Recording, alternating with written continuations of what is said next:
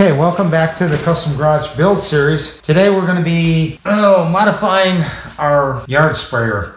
Picked this up on Amazon, a couple $100. It holds like 5 gallons, comes with a pretty long wand, clips in here with a pretty cool sprayer on the end. You can angle that. I can connect this up to the back of my Zero Steer or any type of lawnmower here. It's got set up for a quick pin right there. It did come with a lead to connect back to your battery on your tractor with an on-off switch. I didn't like that. A couple reasons. I didn't want to have to be dealing with this getting to the battery, which I believe is under the seat, and then trying to find the switch. So I've been experimenting with a little bit with my grandson's little remote car that ran on a 6-volt system. I went ahead and I bought a Milwaukee adapter for an 18 volt for his car, which will accommodate your batteries, just sliding them in. This adapter here is for the 12 volt. Since it worked on that, this says right here, I think it says 12 volts on here. So I thought, well, this would be a lot easier to have this on there, and then it would be to be dealing with these wires every time, hooking them up. So it comes with a slide type adapter, and lo and behold, it'll mount right there, and then this will slide this way. Battery will slide in the end here, like so, like that. So we're going to drill and mount this plate to this. I'm going to take these wires and I'm going to splice them in just past the on-off switch, because I kind of want the on-off switch. So this is an adapter. What I'll probably end up doing is at some point, if it works out real good, I could go ahead and cut these here, and go ahead and mount this switch somewhere over here with a zip tie and get rid of all this extra wire. But for right now, just to make sure it works, I'm going to go ahead and cut these wires just past the switch here. And they're black and red. It's pretty simple, ground and power. And I'm going to see if this battery will power this. I already tried it with a 18 volt and it worked fine, but I'm afraid that it's going to be too much power for this motor, this pump, and it'll burn it out prematurely. So I'm gonna back it down to a 12 volt. You can buy these adapters. I got 2 of them for, I don't know, $15, I think it was. Very reasonable, and I already had the batteries. And I don't really like these smaller batteries that Milwaukee makes. They work on some of the tools, but most of them there's not enough battery power there, capacity. But for what I'm gonna be doing here with this pump, it's gonna be running maybe 20-30 minutes, something like that, going around the yard, spraying the rocks for weeds. I think it's going to work out just great. Got a couple other ideas for it too, as far as this unit goes.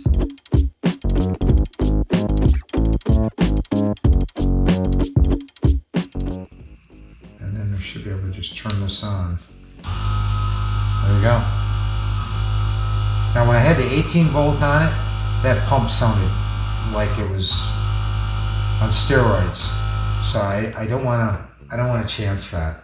So this is going to work. So let's just do this. Let's get rid of this. So then they fit into the connector a little better. This in use out in the yard because the weeds are coming back and I'm getting worn out pulling them.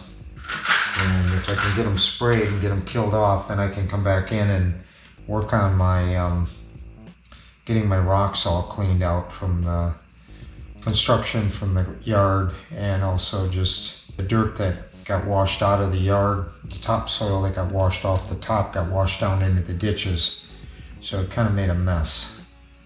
But we've got some stuff lined up for that as well. We'll do a video on that, showing you how we're gonna get around all the gaps between the rocks and get them sealed up, so hopefully we don't have any weeds popping through. That's good. Okay, so now I don't think it matters which direction we put these. It's just a switch breaking the contact in between the two. So we'll go ahead and get this crimped in. And then these Milwaukee pliers right here are pretty amazing for what they can do and what they charge for them. I think they're under $20. Catch them on their Home Depot sales on Black Friday. They do some stuff in the fall. And Milwaukee's come a long ways with tools. I mean, the stuff that they make nowadays. Okay, we've got the sprayer loaded up here and filled with some weed killer. You can see we're at about, I don't know, 6 gallons in the unit right now. I've already done some spraying and tested it out. You can see I just got just a quick disconnect here, so I can change it out, put, you know, something else behind me like a wagon. It's working pretty good. It's got a nice long reach on it. Keeps it away from you so you're not inhaling the weed killer, and making sure I spray downwind, and of course wear gloves, and eye protection wouldn't hurt. And stay tuned, I'm going to show you as I get it in position and we start spraying. And as you can see, the sprayer on this is pretty good. You can get quite a bit of reach out of it. I'm just going to kill off some of these weeds alongside the future cabin here. Getting got a little loose so it was leaking. So I'm just going to spray this down. You can see here how it works. Beats carrying around 30-40 pounds of a backpack full of water and having to pump by hand while you're doing it to keep the, you know, keep the stream going. This is like heaven. Not having to do that after doing it that way for quite some time now, and dreading it every minute of the day when you had to go do it. This is pretty cool. The pump, it's kind of neat. I don't know if you can hear it in the background, but the pump is like an on-demand pump. So when I let up on the trigger of the sprayer, the pump shuts off. Keeps it from burning the pump up. So far I went all the way around the yard, and I think I'm at filled up 3 times. So about 18 gallons so far of diluted spray.